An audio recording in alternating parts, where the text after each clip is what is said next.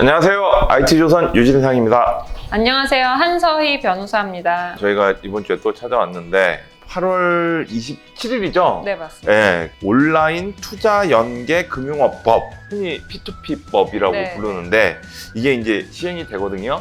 참 어려워요. 제가 아는 P2P는 어둠의 경로를 통해서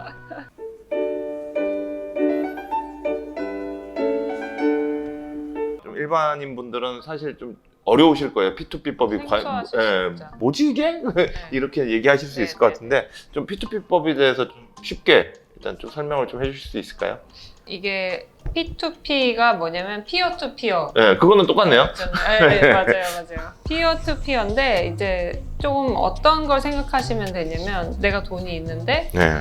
은행에다 맡기기에는 너무 이자가 적고 하다 보니 네. 누군가한테 대출을 주고 싶단 말이에요. 네. 근데 대출 받을 사람 찾기도 어렵고 이러다 보니 개인 간의 이제 대출 거래, 금전 소비 대차 계약을 네. 중간에 중개해주는 그런 사업자가 생겨났고 그게 플랫폼 형식으로 운영이 됐어요. 그래서 그것이 이제 법으로 정착된 게 지금 온라인 투자 연계 금융업. 아, 그럼 일종의 네. 대부업이라고 보면 되나요? 대부업자는 자기 돈은 자기 자본을 가지고 자기가 돈을 빌려주는 건데요. 네. 여기서는 그런 이 사업자는 자기가 빌려주는 역할을 하지는 않아요. 자기 돈을 네. 빌려주진 않는다.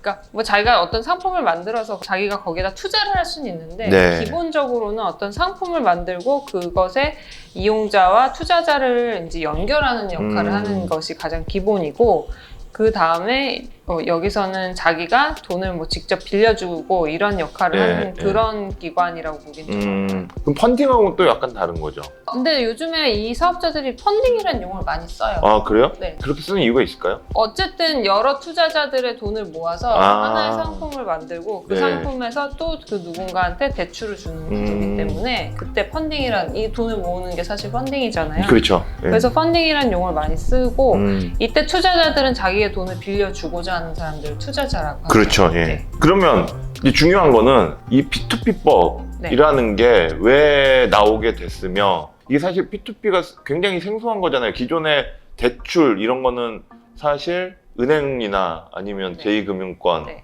이제 제3금융권까지 이제 그렇죠? 그쪽에서만 이제 대출을 했던 건데 네. 이제 갑자기 나타났단 말이에요. 네. 이 법이 이제 통과된 이유가 있을 것 같은데요. 개인 간 대출 계약을 활성화시키기 위한 목적으로 생겨난 이 P2P가 굉장히 이제 많이 생겨났어요. 네. 왜냐하면 개인들은 자기 돈을 고리로 투자를 할 수 있게 되고 여기 이 이자 수익률이 상당하거든요. 뭐 네, 8%에서 12%까지 여러 가지 종류의 이제 상품들이 있는데 이제 누군가에게 그 돈이 빌려준다는 건 알고 있어요. 이자가 높으니까 사람들이 되게 좋은 상품이구나 이렇게 생각하고 자기 돈 많이 투자를 한 거예요. 그렇죠. 근데 결정적으로 문제가 된 게 이제 사람들이 돈을 못 갚은 거죠. 이 돈을 빌려간 사람들이. 아, 빌려간 사람들이 차익자들이 돈을 못 갚았다. 네, 돈을 못 갚다 보니까 그러면 자기 돈을 회수할 수 있는 확률이 되게 낮아지죠. 그렇죠. 계속해서 이자는 받았지만 원금 회수 비율이 많이 떨어지고 그러다 보니 이 사람들은 이제 소비자 보호가 필요하게 된 상황이 된 거예요. 그러니까 투자자들의 보호를 해야 되는 상황인 네. 거죠. 예. 투자자들은 이 기관들, 그러니까 이 업체 플랫폼들이 자기한테 돈을 갚을 거라고 생각했다거나 그렇죠. 이런 경우가 네. 많은데 실은 이거는 이제 원금 보장하는 그런 시스템이 아니거든요.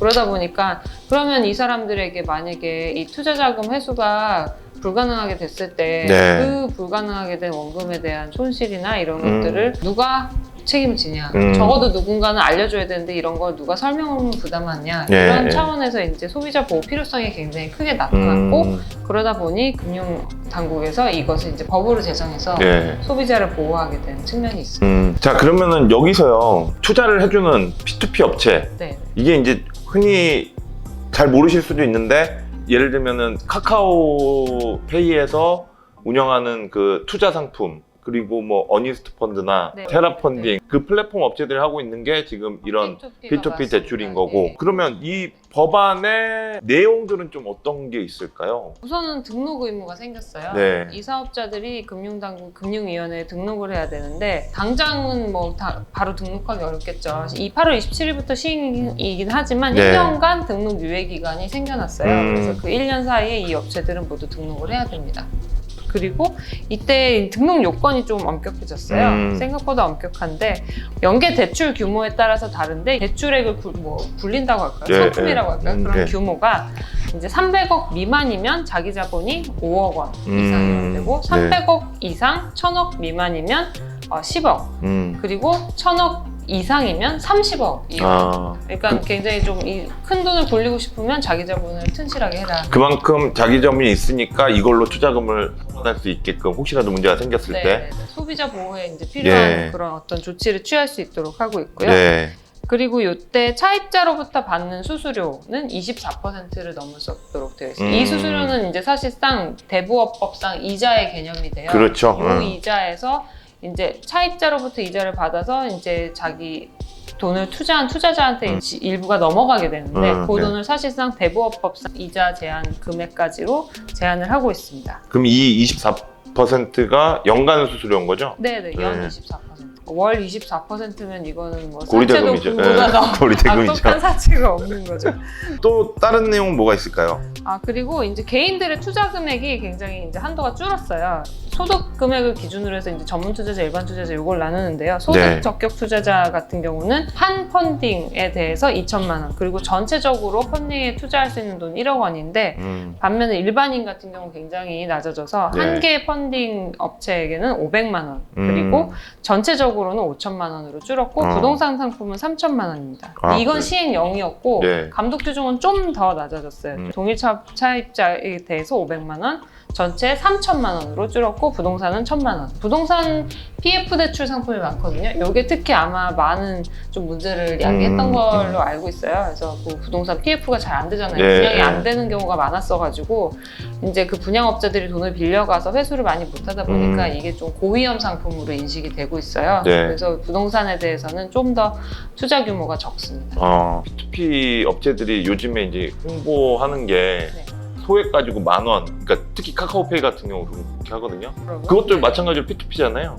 카카오페이는 예전에 카카오페이 통해서 광고를 했었잖아요. 그건 이제는 못하게 됐어요. 그건 이제 못하게 된 거예요? 생기거든요. P2P법상 P2P, 그러니까 온라인 투자 연계 중개업법상 여기서 이제 광고 행위가 제한이 되어서 자기 홈페이지에서만 광고를 자기 홈페이지에서만? 아마 그 광고가 다 없어질 겁니다. 그러면 투자자 보호 얘기를 이제 좀 하셨는데 지금 보호제도도 엄청나게 생긴 거잖아요.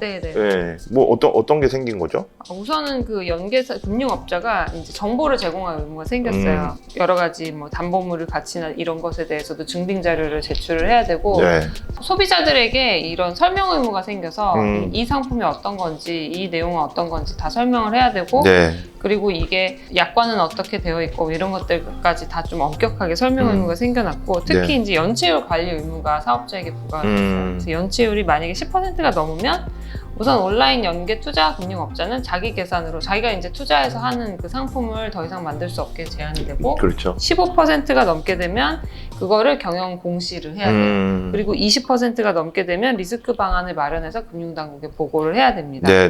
그리고 또 세 번째로는 이제 손해배상 책임 준비금을 적립해야 되는 의무가 생겼는데요. 손해배상금은 사실 이제 원금 손실 났을 때 하는 게 아니라 이 투자업자, 금융업자가 뭔가 잘못해서 투자자한테 손해가 생겼다 이럴 때 이제 손해배상 의무가 발생되는데 요거를 보전하기 위한 금액이에요. 요거는 딱 보니까 자기 자본 금액 요구 조건에 10%더라고요. 10%요? 그래서 300억 미만이면 5천만 원 적립을 해야 되고 300억에서 1,000억 미만이면 그때는 1억 그리고 1,000억 이상일 때는 3억 이렇게 이제 적립을 해야 되는 의무가 생겼습니다. P2P법이 도입이 되면 이제 본격적으로 시행이 되면 이게 더 활성화가 될 수 있을까요? 이전에 이제 문제가 생겼기 때문에 사람들이 P2P가 뭐야? P2P 뭐 두려운 거 아니야? 뭐 괜히 투자했다가 뭐 돈 다 날리는 거 아니야? 이렇게 생각했을 수도 있는데 좀 이제 금융당국에서 많이 이제 보완책을 내놓았기 때문에 그걸 믿고 그러면 이제 소액이지만 투자를 해보자 이런 사람들이 많이 생겨날 수 있을 것 같아요. 근데 한편으로는 또 이제 과거에 굉장히 고수익을 막 보장하고 이랬던 것들이 많이 이제 하지 못하게 됐어요. 광고 행위에서도 수익 보장 행위 같은 거 절대 하면 안 되게 변경됐거든요. 그러다 보니 이제 수익률이 낮다는 생각에 많이 투자하지 않는 사람들도 또 생겨날 수도 있는 측면은 있죠. 근데 뭐 요즘 워낙에 저금리 시대. 그렇죠. 초저금리 시대죠. 너무 저금리 시대인데 이만한 이자를 받을 만한 데가 사실 많지는 않을 것 같아요. 그래서 만약에 이 원금 손실 가능성만 낮춰주고 네. 그 디폴트만 많이 이제 방지가 될 수 있다면 그 부분에 있어서는 좀 꽤 괜찮은 고수익 상품 아닌가 이런 생각도 해볼 수 있을 것 같습니다. 아니 근데 사실 요즘 핀테크 얘기를 하고 네, 있는데 핀테크가 국내에 처음에 이제 소개가 되고 막 이렇게 부흥이 되려고 할 때 핀테크에 대한 부정적인 인식을 만들게 한 게 사실은 P2P였거든요. 네, 그때 우후죽순 업체들이 생겨났고 거기에 이제 핀테크라는 그 용어를 쓰면서 이제 전면에 핀테크를 내세우면서 했는데 결국은 알고 보니 이제 고리대금이다. 그리고 또 네네. 부실 운영이라고 해야 될까요? 네네. 이제 이런 것 때문에 사실은 좀 사회 문제로까지 좀 됐단 말이죠. 네네. 이 부분이. 그래서 우리나라 핀테크 산업이 한 단계 더 도약할 수 있는데 좀 부정적인 영향을 끼친 게 P2P 업체였다. P2P였다. 예, 뭐 이런 좀 지적들도 좀 나오긴 했었는데 이런 것들이 이번 그 P2P 법으로 인해서 좀 많이 개선이 되고 핀테크에 대한 우려도 좀 사라졌으면 하는 바람이 좀 있거든요. 네네. 예. P2P 법에 대해서 오늘은 좀 알아봤는데요. P2P 법을 일반인들이 알 수도 있고 모를 수도 있고, 예. 그쵸. 좀 투자에 관심 있으신 분들은 알 수 있는 거고, 투자를 잘 모르시는 분들은 이제 워낙에 이제 좀 불안하기도 하고 생소하기도 하니까 좀 안 하셨죠. 예, 안 하시는 분들은 모를 수도 있고 이런 건데 오늘 P2P 법에 대해서 좀 더 궁금하시면 인터넷을 통해서 좀 검색을 해보시고 또 궁금한 게 있으시면 저희 유튜브 댓글에 질문 남겨주시면 친절하게 안내를 해드리도록 하겠습니다. 저희 다음 주에는 데이터 3법에 대해서 좀 얘기를 해보려고 하는데 데이터 3법은 사실 할 얘기가 좀 많아요. 예, 그래서 저희가 2회에 걸쳐서 한번 얘기를 좀 나눠보려고 하고 있습니다. 데이터 3법 관련해서 미리 또 질문 남겨주셔도 저희가 참고해서 영상을 찍을 때 참고해서 이 말씀을 드리도록 하겠습니다. 지금까지 저는 IT 유진상이었고요. 네, 저는 한서희 변호사였습니다. 네, 감사합니다. 감사합니다.